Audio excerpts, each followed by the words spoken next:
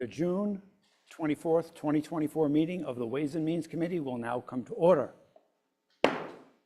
Will the clerk please read the roll? Ms. Barnhart. Ms. Barnhart is present. Mr. Baines. Mr. Baines is present. Ms. Bartholomew McCoy. Ms. Bartholomew McCoy is present. Mr. Brew. Mr. Brew is present. Mr. Colby. Mr. Colby is present. Mr. Dondorfer. Mr. Dondorfer is present. Mr. Keller. Mr. Keller is present. Chairman Mafucci. Here. Chairman Mafucci is present. Ms. Smith. Ms. Smith is present. Ms. Vasquez Simmons. Ms. Vasquez Simmons is present. Mr. Udelson. Mr. Udelson is present. Legislators, will you please stand as Legislator Dondorfer will now lead us in the Pledge of Allegiance.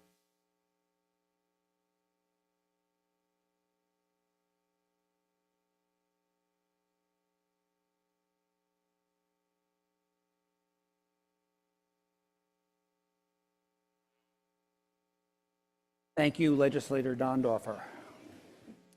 Are there any speakers signed up for the public forum? There is not.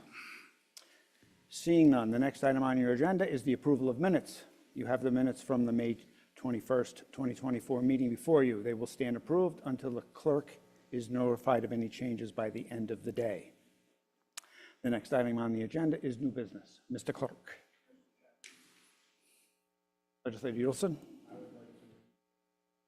The agenda as a whole, with the exception of the following referrals: 24-203, -206, -207, and -21. Moved by Legislator Udelson, seconded by Legislator Smith. Is there any discussion? Seeing none, all those in favor, please indicate by saying aye. Aye. Any opposed? Item carries. Next item.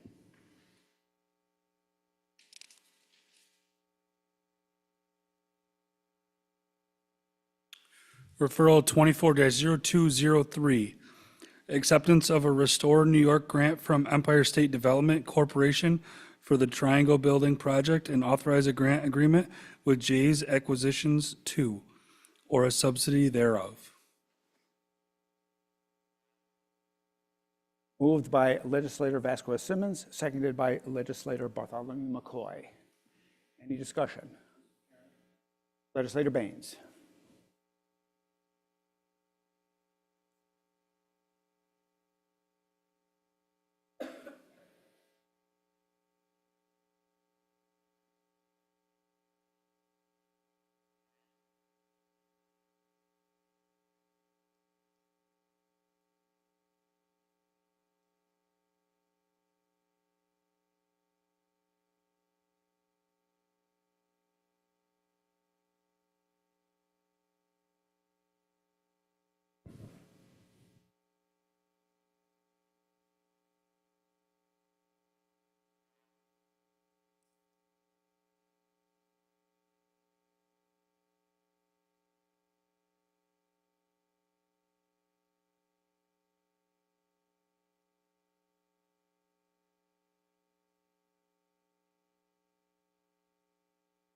Through the chair, the principals in the LLC are M Code L.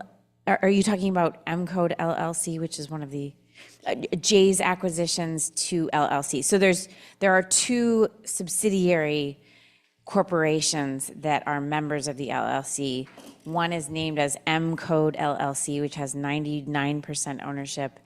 And the second is called Meri LP, MERI, has 1% ownership. The developer is Angelo Ingrassia, who is the president and CEO of his named development corporation.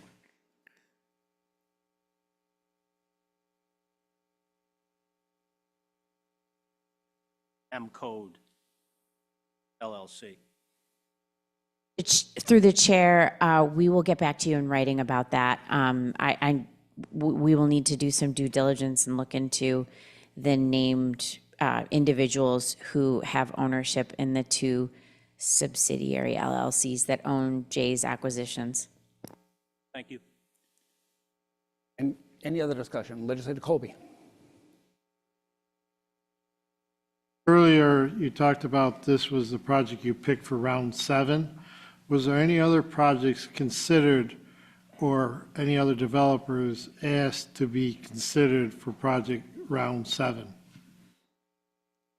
Through the chair, there were 2 other projects that weren't quite ready to go through the application process yet that were brought to our awareness by way of their respective developers.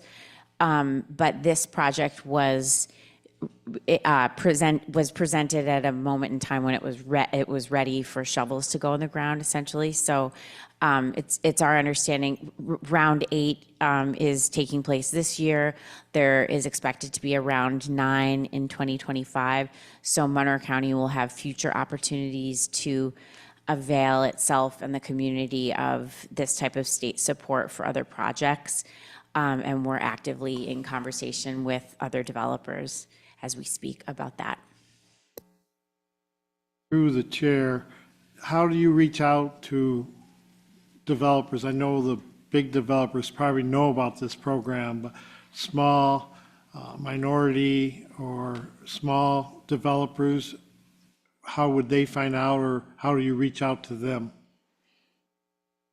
Through the chair, because this is an Empire State Development grant program, Empire State Development has a statewide marketing and promotional apparatus through which they promote this and other opportunities.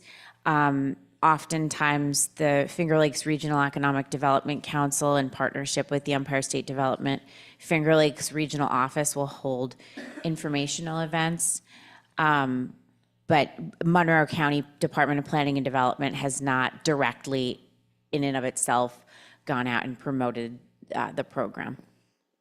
And one last question through the chair. This is not limited to the city proper. It could be anywhere in the county, our designation. Is that not correct? Through the chair, that's correct. Thank you. I yield the floor. Other discussion? Seeing none, all those in favor, please indicate by saying aye. Aye. Any opposed? Item carries. Next item. Referral 24-0206, authorize an intermunicipal agreement with the town of Pittsford for the Toby Road Sidewalk Project, appropriate committed fund balance, and authorize an interfund transfer. Moved by Legislator Udelson, seconded by Legislator Bartholomew McCoy. Is there any discussion? Legislator Baines. Through you, Mr. Chairman, recognizing that we are not the lead agency on this and the following referral, and we're new to the sidewalk development business, I do have some questions that if we can have the answers tonight, that'd be great, and if we later, that's great too. So my first question is, the sidewalks, the construction of them, is there a criteria that's provided to municipalities that they have to fulfill an engineering standard for the width of the sidewalk, the depth of the sidewalk, the quality of the concrete, the amount of rebar? Are these specifications coming down from code, or would this be individual to the towns that propose these sidewalks to us?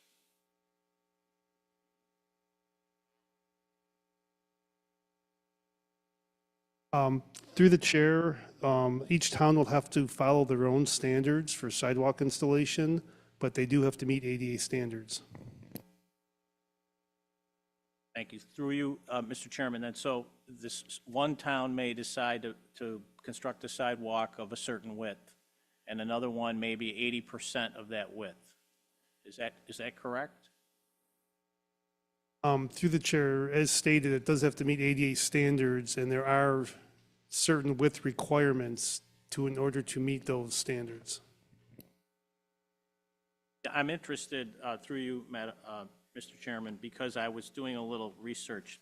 I'm an English teacher. I'm not that good with math, and I noticed that these two projects that we're looking at tonight are very similar in cost. The Pittsford project that is on the table right now is 4,435 linear feet, and the proposal is to build it out is for $91.32 per linear foot. The following one is 14,692 linear feet in Penfield, and actually the cost is higher, $95.29 each. But those are fairly close. Would there be, through you to the administration, would there be economy of scale typically when you do a tremendous amount of sidewalk? In other words, the Penfield is about 3 times as much.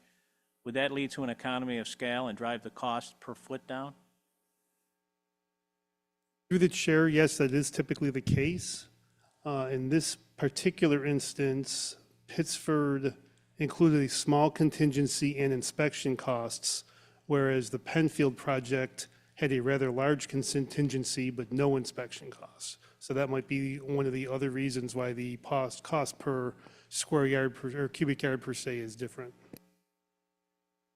Thank you. Is there, through you, Mr. Chairman, is there a kind of industry standard for the per linear foot cost?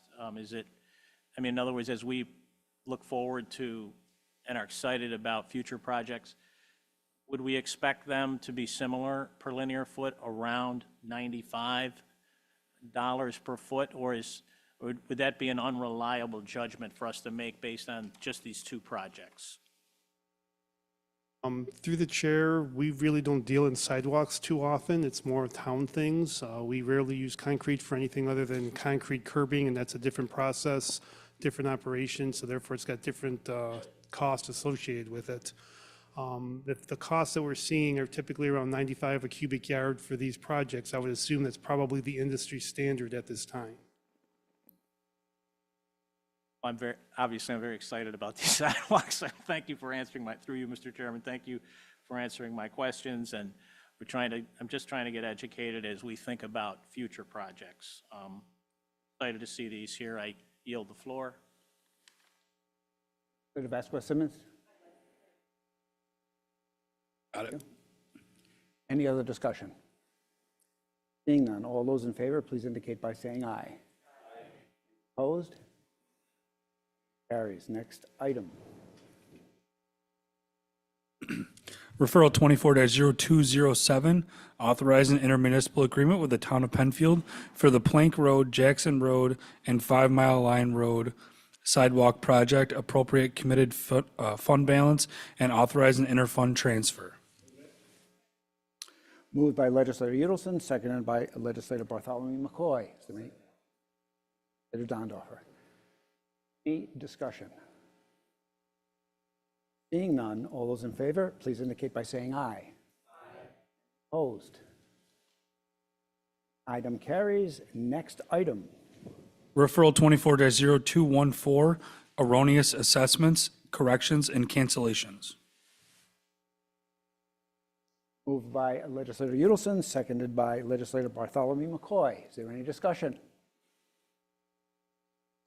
Seeing none, all those in favor, please indicate by saying aye. Aye. Any opposed? Seeing none, item carries. There are no other items. Are there any other matters to come before this committee? Seeing none, there being no other matters, the June 24th, 2024 meeting of the Ways and Means Committee stands adjourned. The next meeting of the Ways and Means Committee will be Tuesday, July 30th, 2024 at 6 p.m.